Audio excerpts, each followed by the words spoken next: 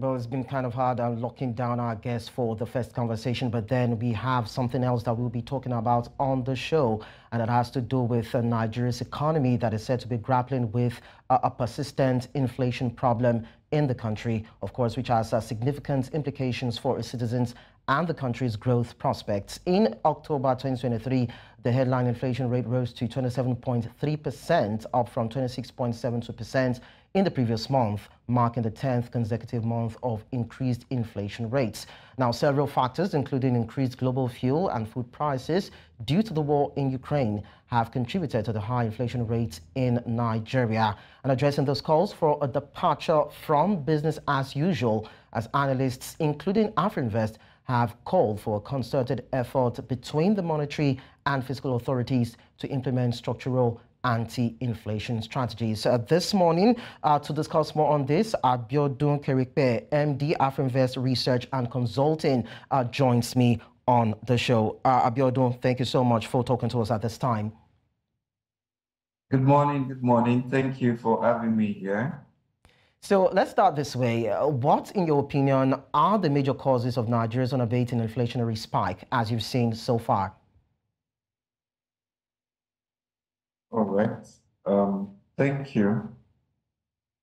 To start with, right, inflation in Nigeria, or rather, I did say Nigeria's inflation misery has worsened in 2023. If you look at it on an annual average basis, in 2022, annual average inflation rate was about 18.8%. And then if you look at the CBN's multi-year target of 9%, then you take a look again at 2023 year-to-date average. As at September, inflation rate on an average basis is at a decade high of 23.3%. Right now, this is very close to our FY 2023. That's the full year 2023 average projection at Afrinvest of 25.3%. The latest inflation reading put headline inflation at about 27.3%. So clearly that tells you how much of pressure we are seeing from inflation. Now, you then ask the question of what exactly are the major causes or the drivers of this inflation. First is, based on our assessment, we think that the poor implementation of the Naira redesign policy is one of the key pressure points. Then we have the negative pass-through of the newly introduced fiscal measures, such as the 7.5% VAT on diesel price. Again, if you layer on top of that, now earlier it looked like a full abrogation, but now it seems like a partial abrogation of the subsidy on PMS, and of course the removal of or the unification of the exchange rates and the subsequent devaluation of the Naira that followed that unification. If you sandwich in between all of that is the shortage of farm produce supply due to flood-induced adverse loss since 2020. These, to our mind, are the major catalysts or major pressure points for inflation, right? And until we're able to find how to resolve these pressure points, we will most likely continue to see continued pressure for inflation. Well, you mentioned a couple of things that could have directly or indirectly contributed to rising inflation in the country. But then we've seen monetary tightenings over time. We've seen interest rate hikes by the MPC over time. So why is it that this has not really had a cognitive effect on the inflation rate? And how effective would you say that the government's anti-inflation strategies have been in the past? And with all these things that you said, is that why we have not been able to go back to the single-digit inflation figure? Good question. So I did say that given the persistent rise in the inflation numbers, it will be safe to say that the strategies for managing inflation and or the anti-inflation strategy deployed by the government, whom the CBN have not yielded the much desired outcomes or fruits. We've seemed to have continued to use only monetary tools to combat inflation, mostly monetary tools to combat inflation, while not much of fiscal effort has actually been made to really tackle the inflation menace. And again, all of the structural bottlenecks, the decline in farm produce supplies, the poor implementation of the Naira redesign policy, the removal of PMS and exchange rate subsidies, all of this again are reasons why we cannot look or anticipate single-digit inflation anytime soon. Abiodun, Really. you said that okay, yes, you actually said that one of the reasons why we might not see any change is because the government has focused on monetary policy tools. So I want to ask, is there an intersection between monetary policy and fiscal policies? Because I'm looking at the need to rethink or rejig with strategies being employed over time to deal with this surging inflation. Is there a way whereby the government and, of course, the CBN, the MPC can begin to rethink or relook at their strategies, review the strategies to deal with the rising inflation? Yes, indeed. Yes, indeed. The first thing is that like I said, right, the anti-inflation strategies have been mainly fixated on control of money supply. And then we've seen the selective tax reforms, which is a fiscal measure, right, to also combat inflation. Indeed, there is need for these strategies to be revisited rather, and then for it to be an alignment, because fiscal monetary strategy in combating inflation has continued to take borrowings, which means more money supply into the economy, while the CBN, on the other hand, is doing a lot to combat or to tame money supply or control money supply. So it looks like you take from here and then you give it out on the other side, or you're reducing money supply on this side, and then the government is busy taking on more borrowing, thereby allowing more, money supply to increase within the system, because all of that borrowing they're taking goes into clearing mostly recurrent expenditures, which again increases money supply in the system. So in our view, an effective strategy for taming the continued increase in inflation rate will be one that really addresses the structural bottlenecks within the economy. And when I say structural bottlenecks here, I am referring to the insecurity and the infrastructural gaps we have as an economy. Is one that will look at how to improve the ease of doing business in Nigeria. It is one strategy also that should look at incentivizing large-scale local production of both agricultural and manufactured goods, and at the same time ensure effective liquidity management. So to our mind, we think that the strategy from both the fiscal and the monetary side should be one that should align and focus on resolving the infrastructural gap and insecurity challenges we have in the economy.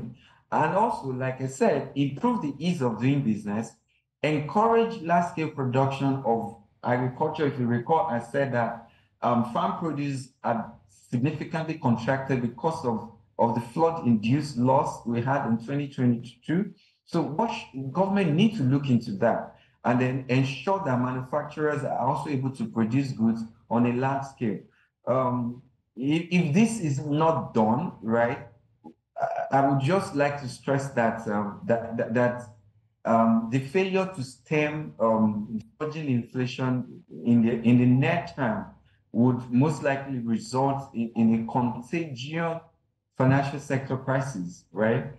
And which by extension could derail the other segments of the economy from the growth part, even not even like the growth part is actually overwhelming in any case. Okay, Abiodun, yeah, at this point, let's talk about the impact it will have on the Nigerian economy, because that's my next question. The MD of Afrinvest, Ike warned that failure to address the surge in inflation could lead to a financial sector crisis, just as you've mentioned, and derail other segments of the economy from growth path. So, in your own estimation and observation, what specific risks does this particular situation or this particular scenario, what specific risks are we looking at in terms of the inflationary pressure and the risk that it poses to the Nigerian economic environment? Like I just said, right? The lack, or if we fail, right, to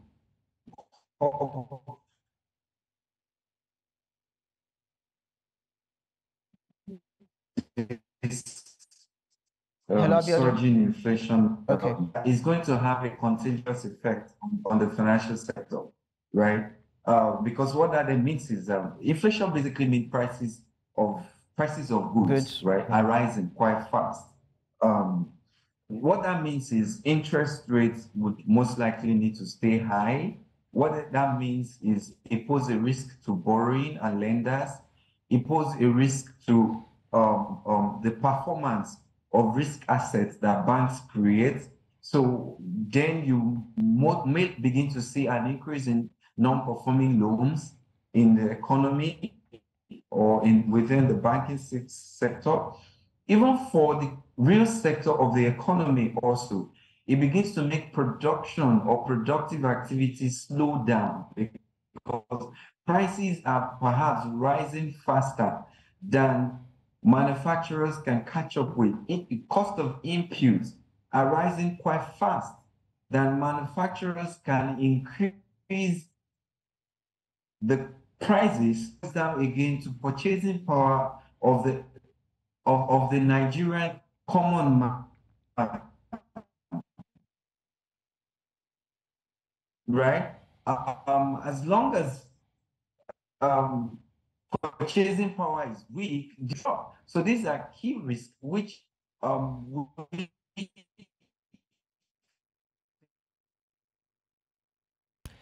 Abiodun. We seem to be having a technical glitch there, having Abiodun continue with his conversation. But then, Abiodun, if you can hear me, I'd like to just stay with us.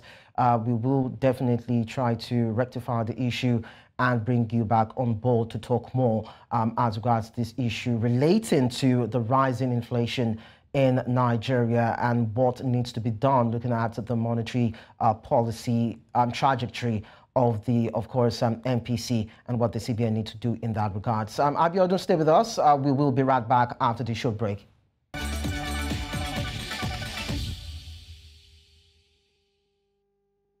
Johnny Central Television, we have been taking a look at the rising inflation rate in Nigeria and what is called anti-inflation strategies of the Nigerian government. And yes, we have been talking to Abiodun Keripe, who is the MD, Afrinvest Research and Consulting. And earlier on, he was talking about the attendant effects, looking at the risks that the Nigerian economy is faced with if this inflation rate continues to surge, and we have strategies that do not decisively deal with the root cause of the hike in inflation rates. So, Abiodun, yes, let's go back to the issue you were talking about and tie it around the ease of doing business index of Nigeria. I know that before now, the Nigerian government, before the previous administration, and of course, the current administration has been trying as much as possible to ensure that the economy is diversified, is open enough, the bottlenecks are removed, that inflation rate is stabilized or reduced in some cases, and the economy is open enough and attractive enough for investors to come and put in their investments into the country. But then when we begin to have issues like this in terms of how choky the economy is, what does it say, or how do you think the investors would be approaching Nigeria's economy? Do you think they would also still want to put their money into the economy? Of course, we know what is happening in the Nigerian bourse, that is the Nigerian stock market, and how the investors are trying as much as possible to protect their investments to ensure that they still gain as much profit as they can. But then when you look at the economy overall, you see that these are issues that could be a major concern when we talk about both external and internal investments coming in to beef up the Nigerian economy. So when you look at that, what do you think the perception of these international investors would be? Okay, before speaking to the question, right, I did just want us to take a step back to just ask ourselves that what really is the challenge with the ease of doing business in Nigeria? And perhaps if we're able to dimension these challenges, we then are able to then say why or how are we able to then get investors to begin to increase interest and stakes and investment within the Nigerian economy. We know generally we talk about the hostile business environment, and what does this mean, really?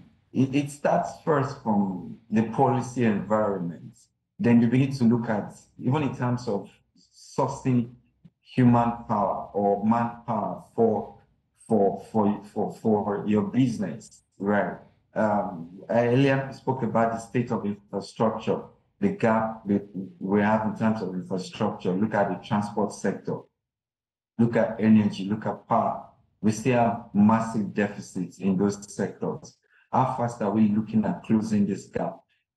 Two, how affordable are this infrastructure for the average business, right? Access to market information and data, again, is also one that is very critical. Most of the sectors and most of the agencies and institutions that are responsible for formulating and designing policies for these businesses, how accessible do they make their data and information available to investors? Then you still have the issue of red tapeism, bureaucracy, and generally the high cost of doing business, which again connects to interest rates and all of the back end activities you need to do to move from one stage of processing an application to the next stage and all that, right? So these are the challenges really in the business environments where you expect investors to come and invest in.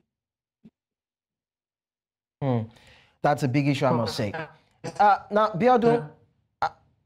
Abiodun, can you hear me?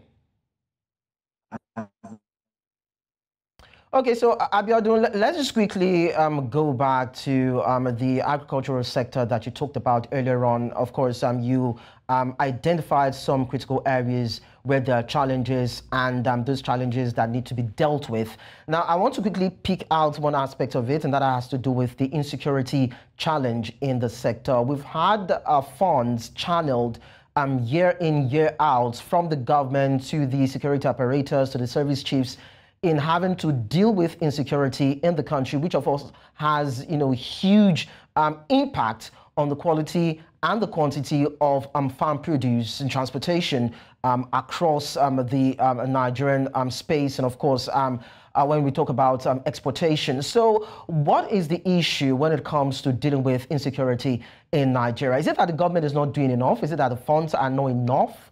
Is it that there's a little bit of sabotage on the part of the handlers of the challenge when it comes to insecurity in the country? What is the situation as regards that?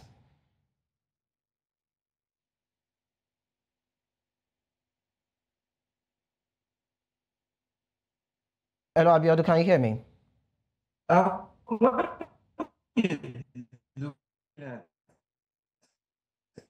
Yeah, if you can hear me, just go ahead with your response if you did hear me. Oh, Thank you. So I'll say that it's a combination of factors, right? When you're looking at insecurity. Um, from the fact that, yes, government is primarily responsible, is the chief security officer of the economy. I think it's more about the strategy, it's more about going back to look at the overall security architecture of the economy or of Nigeria as a country, and begin to take a moment to identify where the gaps are and begin to ask the critical questions of who is capable to fill in and provide the necessary solutions or resolutions to fill those gaps. Right. So it's not just about a question of funding, it's about a question of the architecture itself, questioning the effectiveness or the efficacy of the existing security architecture that we have as a country, and asking the question that was it high time for us to redesign, identify where the loopholes are, and redesign. If there is a need to seek external support, I think we've had so many security experts talk along these lines that the analysts of the economy should be open enough to seek for this support where needed.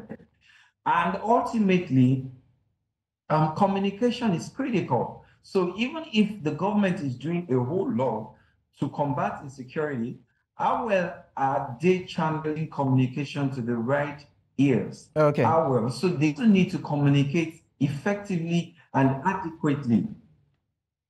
Okay, Abiodun, so now that we're beginning to wrap up, we have opened up a lot of loopholes in terms of the fiscal and the monetary policies of government. And we want to move forward now, most especially from the angle of the Monetary Policy Committee, because that committee has preferred a hawkish stance since May 2022. And analysts, businesses, manufacturers have bitterly complained about its impact on production, and this is coupled with a volatile exchange rate. So now, moving forward now, how do we strike a balance between taming inflation and not stifling production, and these policies that still feed into inflation? I just need your response in about a minute. Okay, I think the solution to this inflation menace is not just about increasing interest rates. We've spoken about the infrastructural gap, so we need to do something about closing the gap. We've spoken about insecurity. We need to do something about providing necessary farming and such that harvest can improve. And ultimately, what sort of rebate or rebate, should I call it rebate, is available for transportation for easing pressure along key sectors where there are gaps? I mentioned energy, power, infrastructure. These are critical sectors for production, for agriculture.